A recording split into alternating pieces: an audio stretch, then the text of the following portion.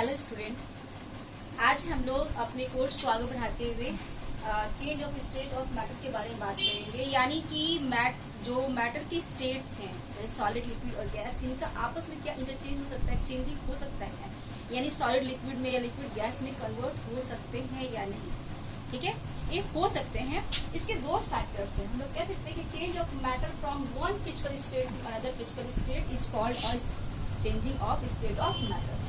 इसका दो फैक्टर से पहला क्या हुआ कि बाय चेंजिंग द टेम्परेचर, और सेकेंड में हुआ by the changing of pressure. ये दो फैक्टर्स हैं जिसपे कि हम लोग किसी भी स्टेट ऑफ मैटर किसी अदर में हम लोग चेंज कर सकते हैं। वैसे हम बात करते हैं कि सॉलिड, लिक्विड और गैस हम तीन हैं। ओके, अगर आप सॉलिड को जब हीट करते हो तो हीट करने पर किसमें कन्वर्ट होता है, वो लिक्विड में कन्वर्ट होता है। ओके, तो when solid convert into liquid after heating, this process is called fusion. Okay, fusion और fusion के साथ melting भी आप इसको कह सकते हैं। Okay, when solid convert into liquid after heating is called fusion और melting. नेक्स्ट बात करें कि जब लिक्विड को आप हीट करते हो, हीट देने के बाद में यहाँ भी जब आप टेम्परेचर दिए तो किसमें कन्वर्ट हो गया, वो गैस में कन्वर्ट हो गया। Okay, so the process in which liquid convert into gaseous state after heating, this process is called vaporization. Okay, vaporization। अब इसकी बात चलिए, ठीक है, सॉलिड लिक्विड में कन्वर्ट हो गया, लिक्विड गैस में कन्वर्ट हो गया। क्या फर्दर भी ऐसा हो सकता है कि गैस लिक्विड में कन्वर्ट हो जाए और लिक्विड सॉलिड में कन्वर्ट हो जाए? इसके लिए हम लोग क्या करना पड़ता है, कूल करना पड़ता है, ठंडा करना पड़ता है।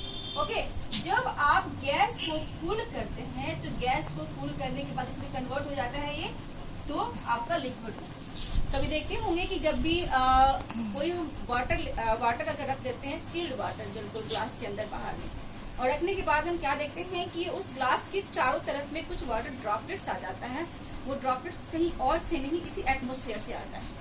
ओके, एटमोस्फेयर में जो वाटर वेपर था, प्रेजेंट था, वो क्या हुआ कि चिल्ड वाटर, चूंकि वो ठंडा था, उसके साथ में आया और उसके संपर्क में आने के बाद में वो किसमें कन्वर्ट हो गया, वो वाटर में कन्वर्ट हो गया। तो इस प्रोसेस को हम लोग कंडेंसेशन के नाम से जानते हैं। ओके, तो हम कह सकते हैं कि the process in which gases convert into liquid after cooling, this process is called condensation.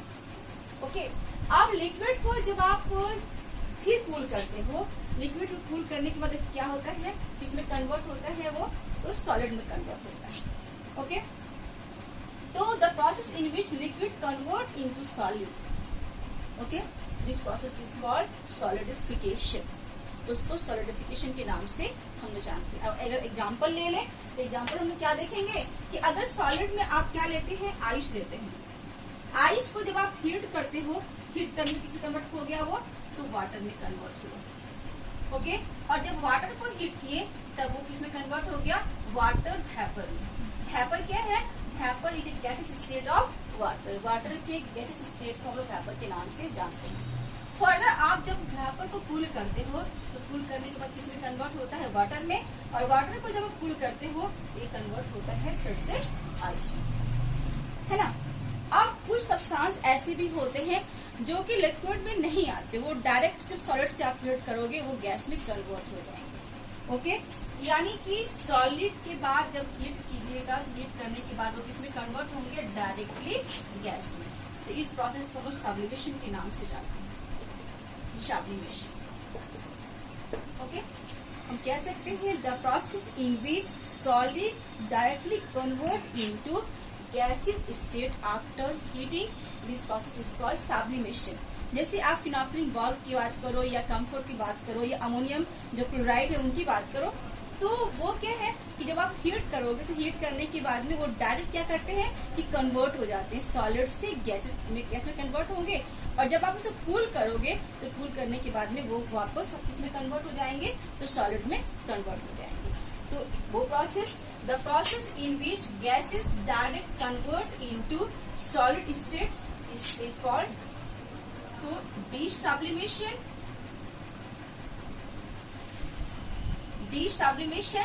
और इसको डिपोजिशन के नाम से भी हम लोग जानते हैं।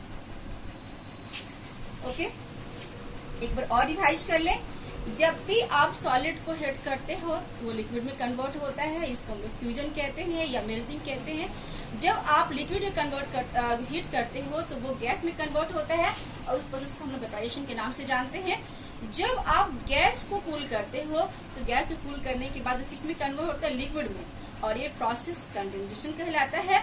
जब आप लिक्विड को कूल करते हो तो वो सॉलिड में कन्वर्ट होता है और इस प्रोसेस को सॉलिडिफिकेशन के नाम से जानते हैं।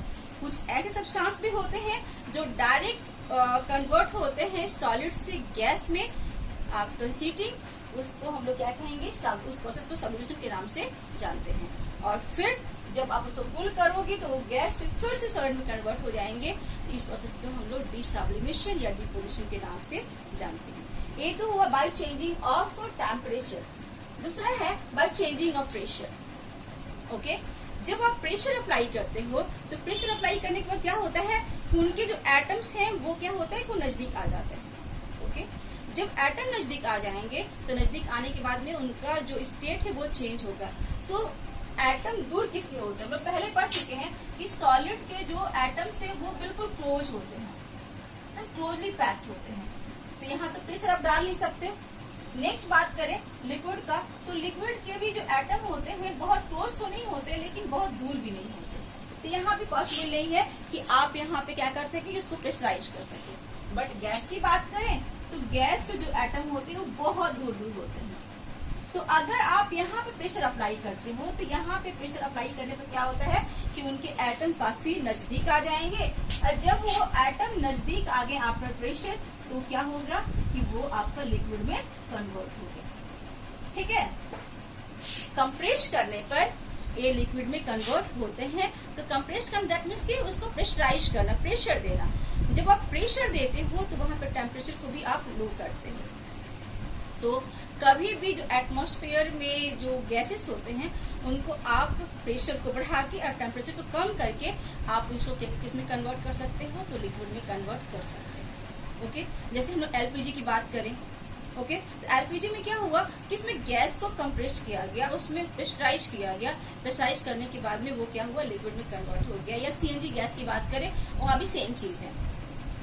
ओके, तो ये दो फैक्टर के द्वारा आप क्या कर सकते हो कि किसी भी दो जो मैटर की स्टेट को आप उसमें चेंज कर सकते हैं। अब हमारे पास जो टॉपिक बच गया है वो लेटेंट हीट और एवोपोरेशन। अगले वीडियो के अंदर हम लोग इसकी बात करेंगे। अब आज आप जितने भी टॉपिक्स थे इनका रिवीजन कीजिए। रिवीजन करने के बाद में फिर इसको फेयर कीजिए।